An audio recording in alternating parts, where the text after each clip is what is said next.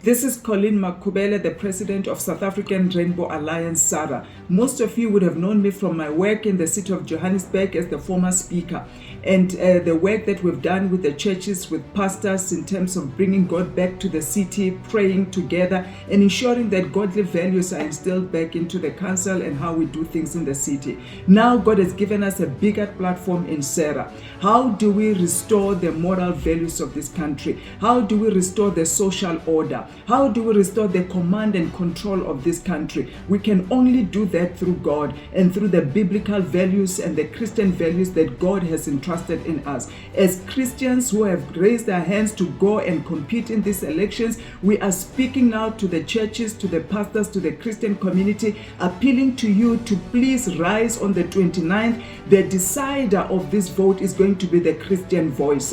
We need the Christian voice because we have to stand together to go and repeal certain legislations, change certain laws, and ensure that we enact policies and legislations that reflect this country, which is a Christian country. We have stood against the Bella Bill as Sara. Many volunteers across the nation joined us to go and oppose this evil bill. We cannot have our children being taught gay rights from the age of 5. We cannot have our children in school being taught how to masturbate, teenagers being allowed to have abortion without parental consent. This evil bill has taken away the parental consent and has given access to the enemy. We cannot allow alcohol to be sold in school. Already our children are looking like prostitutes going to school. They are suffering, most of them, from drug abuse. What we are standing for is improving the quality of education in public schools and making sure that teachers are paid well, the classes are manned well, and we teach our children what will empower them to compete globally.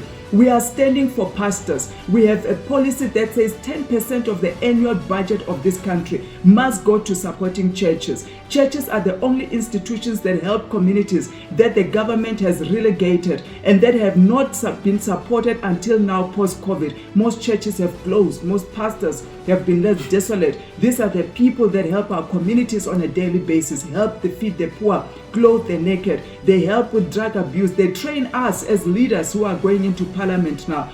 The government should be giving them 10% of tithe every year to the churches, and we're advocating for that. The churches need land, they need financial support, they need the government to give them a voice to speak to the moral clarity of this country. We are saying right now, Christians, this is the time where it is not about which color of t-shirt you are going to wear. This is about us voting for God. We've been around this mountain long enough. We've seen the decay. We've seen the collapse of government and governance. The only voice that can change this is the voice of the church. The believers, the 80% of believers must rise and be able to go and vote, and let us change this nation and bring it back to God. Let's not allow the dark forces to continue to suck this nation into darkness. Our leaders have led this nation into a darkness that our children are going to have to pay for. This is the time to change the trajectory and the spiritual direction of our nation. We need pastors, we need churches, we need the Christian community. Vote for the leaders that stand for God. Consider voting for Sara and consider praying for us. Pray for the elections of 2024.